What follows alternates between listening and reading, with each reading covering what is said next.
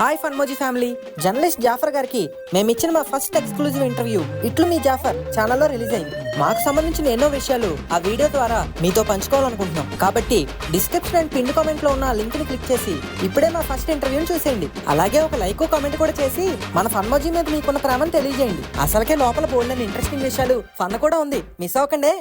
నాన్నగారు మొన్న అయ్యప్ప స్వామి స్టోరీ చెప్తానని చెప్పి సగం చెప్పి ఆపేశారు. అప్పటి నుంచి ఒకటే టెన్షన్, ఎందుకే అయ్యప్ప స్వామి మహేష్ని చంపారా, పులిపాలను తీసుకొచ్చారా? చెప్పండి నాన్నగారు. అబ్బబ్బా చెప్తానుండ్రా.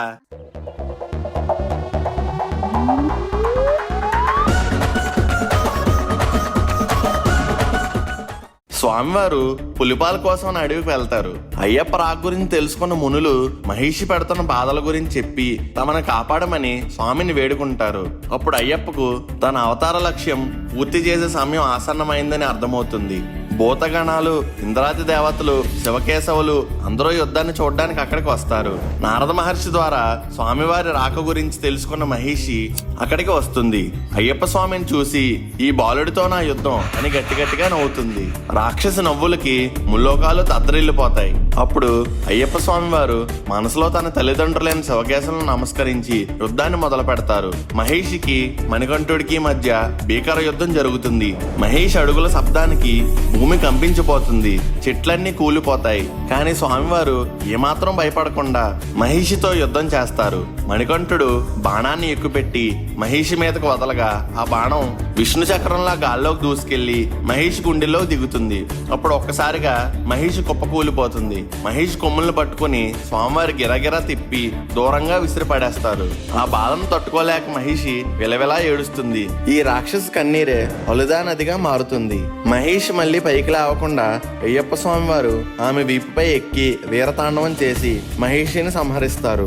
ముల్లోకాల్లోనూ శాంతిని నెలకొల్పుతారు. అయ్యప్ప స్వామి పవిత్ర పాదస్పర్శతో శాప విమోచనం కలిగి మహేష్ శరీరం నుండి లీలావతి అనే ఒక అందమైన అమ్మాయి బయటకు వస్తుంది. స్వామి, నీ పవిత్ర పాదస్పర్శ వల్ల నాకు శాప విమోచనం కలిగింది, దయచేసి నన్ను స్వీకరించండి స్వామి అని అయ్యప్పను అడుగుతుంది. ఈ జన్మలో నేను అస్కలిత బ్రహ్మచారిని, నీ కోరిక నెరవేరదు అని స్వామివారు అంటారు. కానీ ఒక అవకాశం ఉంది, నాకు ఈ ప్రదేశంలో ఒక ఆలయాన్ని నిర్మిస్తారు. నన్ను దర్శించుకోవడానికి వేలాది వేల మంది భక్తులు ఇక్కడికి వస్తారు. ఎప్పుడైతే కన్యస్వాములు నన్ను దర్శించుకోవడానికి రారో అప్పుడు నువ్వు నన్ను పెళ్లి చేసుకోవచ్చు. నాతో పాటు నీకు కూడా ఇక్కడ ఒక గుడిని నిర్మిస్తారు. ఇక నుంచి నువ్వు మాలికా పురోతమ్మగా పిలువబడతావు.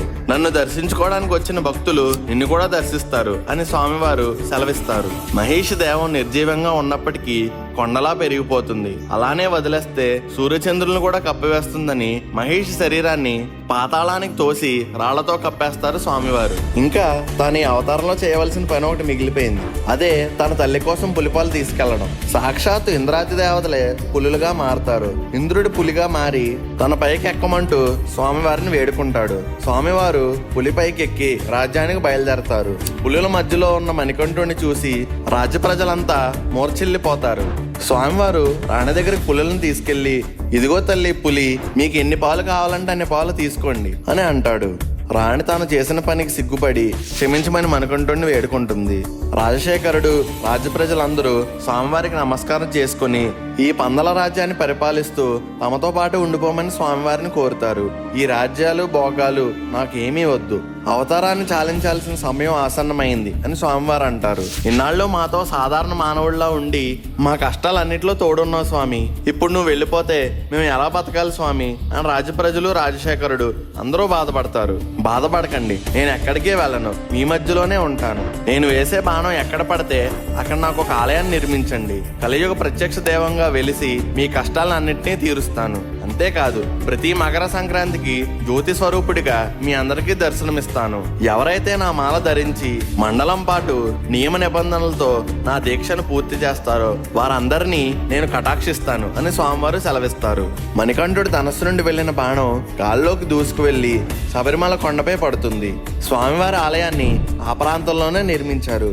ఈ ఆలయంలో 18 పవిత్ర మెట్లను నిర్మించారు. ఈ పవిత్ర మెట్లు 18 దేవుళ్ళైన వినాయకుడు, శివుడు, పార్వతి, కుమారస్వామి, బ్రహ్మ, విష్ణువు, రంగనాథుడు, కలి, యముడు, సూర్యుడు, చంద్రుడు, కుజుడు, బుధుడు, బృహస్పతి, శుక్రుడు, శనీశ్వరుడు, రాహువు, కేతువులను సూచిస్తాయి. అలాగే ఈ 18 మెట్లు 18 తత్వాలైన చూడటం, వినడం, సువాసన, రుచి, స్పర్శ, కామం, దురాశ, క్రోధం, లోభం, మోహం, మదం, మాత్సర్యం, దాంభికం, సాత్వికం, రాజసం, తామసం, విద్య, అవిద్యలను సూచిస్తాయి. స్వామివారిని దర్శించాలంటే ఈ 18 మెట్లు ఎక్కి దర్శించాలి. స్వామివారు తత్వాధీనుడని చెప్పడానికి నిదర్శనంగా ఈ ఆలయాన్ని నిర్మించారు. ఆలయ నిర్మాణం పనులు పూర్తయ్యాక మణికంఠుడికి ఎటువంటి విగ్రహం ఏర్పాటు చేయాలని సమస్య వచ్చింది. అప్పుడు సాక్షాత్తు ఆ పరశురాముడే స్వామివారి విగ్రహాన్ని తీసుకొస్తాడు. మకర సంక్రాంతి కృష్ణపక్షం పంచమి తిథి ఉత్తరా నక్షత్రయుక్త శుభదినాన పూజలు జరిపి పరశురాముడు ధర్మశస్త్రుని ప్రతిష్ఠించాడు. ఈ ధర్మశస్త్రుని మరో అవతారమే అయ్యప్ప స్వామి విగ్రహం కాళ్ళకి బెల్ట్ ఆకారంలో ఉన్న ఒక పట్టం కట్టి ఉంటుంది. అవును నాన్నగారు, ఎందుకని అలా ఉంటుంది? స్వామివారు యోగాసనం, అభయహస్తంతో మనకు దర్శనమిస్తారు. ఇలా దీర్ఘకాలం యోగముద్రలో కాళ్ళు పట్టు జారకుండా ఉండటానికి స్వామివారి కాళ్ళకి పట్టం కట్టి ఉంటుంది. ఓ, మరి స్వామివారికి శబరిగిరీశ అని పేరు ఎలా వచ్చింది నాన్నగారు? రామదర్శనం కోసం ఎదురు చూస్తున్న శబరికి మణికంఠుడు ప్రత్యక్షమయ్యి మోక్షాన్ని కలిగిస్తాడు. తర్వాత శబరిగిరిగా మారుతుంది. శబరిగిరిపై స్వామివారు వెలుస్తారు. శబరిగిరిపై వెలిసారు కాబట్టి స్వామివారిని శబరిగిరీశ అని అంటారు. శివ మరియు వైష్ణవ మతాలని కలిపి మనుషులంతా ఒక్కటే అని చెప్పే గొప్ప అవతారం అయ్యప్ప స్వామిది. ఈ కలియుగానికి గొప్ప వరం మన శబరిమల పుణ్యక్షేత్రం. ప్రతి సంవత్సరం స్వామివారిని దర్శించుకోవడానికి 40 నుండి 50 లక్షల మంది ప్రజలు వస్తూ ఉంటారు. వీరిలో 90% మంది భక్తులు అయ్యప్ప స్వామి మాల ధరించి వస్తారు.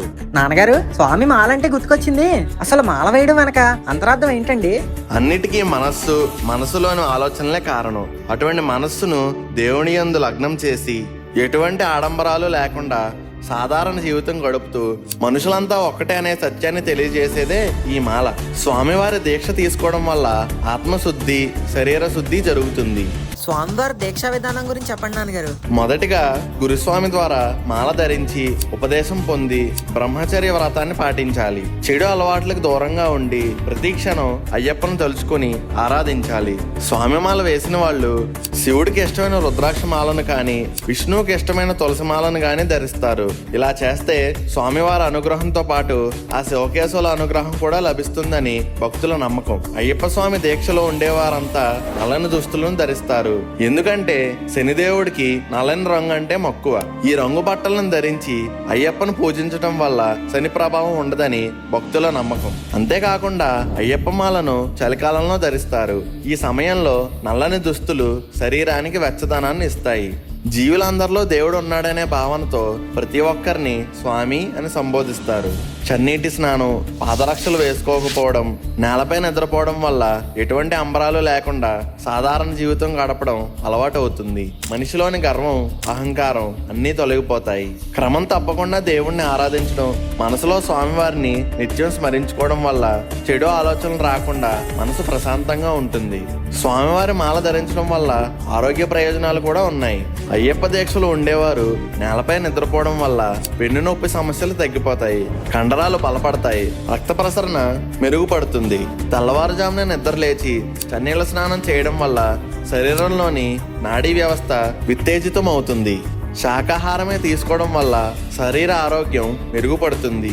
ఈ దీక్షలో ఉండేవాళ్ళు రుద్రాక్ష, తులసి, చందనం, స్ఫటికం, పకడాలు, తామరపోసలు వంటి మాలలు ధరిస్తారు. ఇవి శారీరక, మానసిక ఆరోగ్యాన్ని ఇస్తాయి. నిజమే నాన్నగారు, మాల ధరించడం వల్ల పుణ్యంతో పాటు ఆరోగ్యం కూడా లభిస్తుంది. స్వామియే శరణమయ్యప్ప.